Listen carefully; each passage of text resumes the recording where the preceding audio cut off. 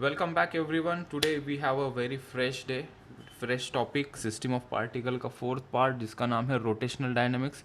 काफ़ी ज़रूरी टॉपिक है, वेरी इंपॉर्टेंट टॉपिक, और इस टॉपिक का कनेक्शन पीछे वाले टॉपिक से बहुत ज़्यादा है। So if you are very good at the previous topic like kinematics, laws of motion, work power energy, ये टॉपिक अटरली इम्पॉर्टेंट है। ठीक है, तो ये टॉपिक में सबसे पहले मैं ओपन करता हूँ discussion bye comparison of rotational motion and circular motion. पहले ये कंपैरिजन देख लेते हैं, फिर ये टॉपिक के अंदर क्या क्या इंग्रेडिएंट कंटेन आएंगे उसकी भी चर्चा कर लेंगे। तो हमने डिफाइन किया कि रोटेशनल मोशन और सर्कुलर मोशन क्या एक है, हमने कहा नहीं, दोनों डिफरेंट टर्म्स हैं। नाम से ही पता चल रहा था कि ये रोटेशनल है और ये सर्कुलर मोशन है।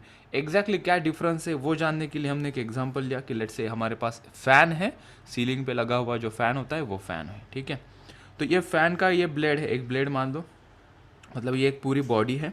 ठीक है, अभी इस फैन के ब्लेड का अगर मैं रोटेशन देखूँ या मोशन देखूँ तो वो मोशन जो होगा उसे हम कहेंगे रोटेशनल मोशन। तो एक चीज़ यहाँ से पकड़ी हमने, रोटेशनल मोशन क्या है, ये पूरे ब्लेड का मोशन या पूरे फैन का जो मोशन होगा that is called as rotational motion. But what is circular motion? If you consider any particle out of a complete whole blade, एक पार्टिकल या इस ब्लेड के ऊपर कोई तुम पत्थर रख दो, उस पत्थर का जो मोशन होगा, सिंगल पार्टिकल का जो मोशन होगा that is circular motion, and system of particle का जो मोशन होगा that is called as rotational motion. A very crude definition between rotational motion and circular motion. ठीक है, so motion of a blade of a fan is rotational motion and a single particle over a fan or a part of particle of a fan is called as circular motion। ठीक है, फिर हमें एक term पता होनी चाहिए, थोड़ी recall करो, तुम लोगों को पता होगी तो बहुत अच्छी बात है। हमने बॉडी को डिफाइन किया कि तीन प्रकार की बॉडी होती, एक है रिजिड बॉडी, एक इलास्टिक बॉडी और एक प्लास्टिक बॉडी। ये टॉपिक में हम रिजिड बॉडी की ज़्यादातर बात करेंगे। जो हमारे पास बॉडी रहेंगी जो रोटेशन करेंगी वो सभी बॉडी कैसे लेने वाली है, हम रिजिड बॉडी लेने वाले हैं। ठीक है, समझाऊंगा व्हाट इज़ रिजिड बॉडी। ठीक है, इलास्टिक बॉडी तुम लोगों को पता है, जिसको स्ट्रेच करते हैं, जैसे इलास्टिक रबर, स्ट्रेच करोगे छोड़ दोगे अपने पोजीशन में वापस आ जाएगा। प्लास्टिक बॉडी जिसको स्ट्रेच करोगे तो वो कंटिन्यूसली परमानेंटली डिफॉर्म हो जाएगी, लाइक अ प्लास्टिक बैग, उसको खींचोगे तो वो स्ट्रेच हो जाएगी और वही पोजीशन में वो बनी रहेगी, रिटर्न नहीं आएगी ओरिजिनल पोजीशन में। Rigid body, it will neither elongate nor it will change its shape by any external force, like a stone. Stone is neither a rigid body, but for our purpose we consider for a meanwhile stone is a rigid body, right? External कितना भी force लगाओ stone के dimension change होंगे क्या? नहीं। So very stiff body in general we can take it as a rigid body. ठीक है, एक डेफिनेशन ऐसे भी बना सकते हैं, रिजिड बॉडी जिसको तुम ब्रेक ही नहीं कर सकते। तो दुनिया में ऐसी कोई चीज़ है क्या जिसको हम ब्रेक नहीं कर सकते? तो आइडियली और practically we can say there is a no rigid body exist in nature.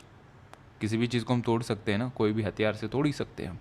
ठीक, इतने दूर कहा जाते हैं। चलो टॉपिक पे वापस आते हैं, रोटेशनल मोशन की डेफिनेशन पढ़ते हैं। रोटेशनल मोशन की डेफिनेशन क्या लिखी है देखो तो एक बार, it is the motion of a rigid body about an axis of rotation such that different particles of a body moves in a different circular path with all the centers lies on the axis of rotation। Break down करते हैं पहली line, ये motion किसका है? Rigid body का। यहाँ पे diagram देखो, ये रिजिड बॉडी है। अभी पहले तो समझो what is mean bye rigid body. नीचे हमने डिफाइन किया है रिजिड बॉडी को, एक कोई आर्बिट्री शेप्ड बॉडी हमने बनाई है, उसके अंदर हमने तीन पार्टिकल्स लिए हैं। कितने भी पार्टिकल ले सकते हो फॉर आवर अंडरस्टैंडिंग, हमने कंसिडर किया इसके ऊपर के तीन पार्टिकल को। देखा अगर ये particle does not deform under any external force, कोई एक्सटर्नल फोर्स हम बाहर से लगाते हैं कितना भी पावरफुल, तो इन तीनों पार्टिकल के बीच क्या डिस्टेंस चेंज नहीं होना चाहिए, डिस्प्लेस नहीं होने चाहिए अपनी जगह से। दूसरा point, it does not store any elastic potential energy, वो डिफॉर्म ही नहीं होगा तो इलास्टिक पोटेंशियल एनर्जी स्टोर ही नहीं कर पाएगा। So yes, second point is also complementary to the first point. Third point देख लिया जाए, डिस्टेंस बिटवीन, ये ही डिफाइन करोगे तो सामने वाला समझ आएगा कि रिजिड बॉडी बंदे को पता है। The distance between any two particle does not very under any external force, ये डिस्टेंस चेंज नहीं होना चाहिए। डिस्टेंस चेंज हुआ मतलब डिफॉर्मेशन हुआ, डिफॉर्मेशन हुआ मतलब ये पोटेंशियल एनर्जी स्टोर कर लेगा। So yes, this is the rigid body, fine. Such a rigid body, the motion of a rigid body about an axis of rotation. So we have made a diagram here. This is a now rigid body. You understood what is rigid body. Now let's understand what is axis of rotation. Let's say you hold this body at a point O. हाथों से तुमने इस body को पकड़ा है और इसको ऐसे गोल घुमा रहे हो, दूसरी उंगली से इसको फोर्स लगा के इसको गोल घुमा रहे हो। सो अबाउट ओ पॉइंट मैंने वर्ड यूज़ किया अबाउट। तो जहाँ पे मैंने पार्टिकल को मतलब इस डिस्क को होल्ड किया, इस बॉडी को होल्ड किया है, that point is become now axis. And about that axis means all the particles present over the body, all the particles, let's say this is a one particle present over the body which will perform circular motion. Particle of a system of particle performing circular motion taking this point as a center. अभी ये जहाँ से मैंने hold किया है, जिसको हमने axis of rotation नाम दिया है, that will become my centre for all the particle present over the body which will perform circle or a circular motion. If you take any particle for an example here, this particle will move and the circle or the center of this particle will be this point where which we are holding the body, and which is and along which कोई axis हम अगर कोई line draw करते हैं, that is called as axis of rotation. ठीक है. So body is performing rotational motion. Keep this one thing in mind, don't get confuse. But if you take और if you call this particle and this particle will perform circular motion. So in rotational motion all the particles are performing circular motion with different radius but same center. This particle has a different radius because its position is different. If you take another particle here, its radius might be different but the center is same. So all the particles are performing again circular motion with a different radius but same center. दो बातें यहाँ से निकली, तो वही हमने mention किया है. All the particle axis of rotation such that different particles of a body moves in different circular paths. इसका सर्कुलर पाथ ये है, दूसरे सर्कुलर पाथ ये है, ऐसे पार्टिकल्स चलते रहेंगे बट सबका सेंटर लाई करेगा एक्सिस ऑफ रोटेशन पे. ठीक है. दो बातें हमने यहाँ से सीखी. थोड़ी आगे चलते हैं और थोड़ी बातें कर लेते हैं. ये टॉपिक के अंदर बेटा हमें क्या पढ़ना है, इस टॉपिक का नाम तो देखो एक बार. इस टॉपिक का नाम हमने दिया है रिजिड बॉडी डायनामिक्स या रोटेशनल डायनामिक्स. दोनों का मीनिंग सेम है. दो तीन प्रकार से एक ही टॉपिक को नाम दिया जा सकता है. So don't get confused. Topic वही होगा, रोटेशनल डायनामिक्स कहो या रिजिड बॉडी डायनामिक्स कहो. रोटेशन किसका देखना है, रिजिड बॉडी का देखना है. तो मैं अगर ये नाम भी दे देता हूँ रिजिड बॉडी डायनामिक्स तो कोई हर्ज नहीं होना चाहिए. इसके अंदर के कंटेंट देख लेते हैं एक बार. सबसे पहले हम बेसिक्स देखेंगे. जो हर एक टॉपिक का इनिशिएट करते हैं तो हम बेसिक्स ही देखते हैं. बेसिक्स के अंदर हम देखेंगे रोटेशनल और सर्कुलर मोशन, इन दोनों के बेसिक्स ये टॉपिक के लिए लगेंगे. सेकेंड फिर देखते हैं मूवमेंट ऑफ इनर्शिया. फिर चलेंगे न्यूटन के सेकेंड लॉ का इस्तेमाल करेंगे. एंगुलर मोमेंटम और उसके कंजर्वेशन की ये टॉपिक में बात होगी. काइनेटिक एनर्जी रोटेशनल मोशन में क्या होती है. वर्क पावर एनर्जी का कंसर्न रोटेशनल मोशन से कैसा है. Rolling motion is one of the kind of motion which will study under the rigid body dynamics. Okay. If you observe carefully, Newton laws of motion से आया है, conservation of linear momentum से ये second point आया है, kinetic energy work power energy से ये connection हमें मिले हैं. ठीक है. सो जो मैंने पहले कहा था कि प्रीवियस टॉपिक से कनेक्शन हमें मिल रहे हैं, सो ये टॉपिक में हम डिटेल उसको देखेंगे. फिर बात करते हैं चलो बेसिक्स की. यहाँ पे सबसे पहले तो समझना ज़रूरी है कि एक्सिस ऑफ रोटेशन क्या है और प्लेन ऑफ रोटेशन क्या है. सिंपल डायग्राम देखो. यहाँ पे ये पिवोट पॉइंट है. पिवोट पॉइंट समझते हो ना. एक थोड़ा इमेजिन करो कि तुम्हारा कट हो रही है बार बार. मेरी आवाज़ कट हो रही है. एक मिनट सर.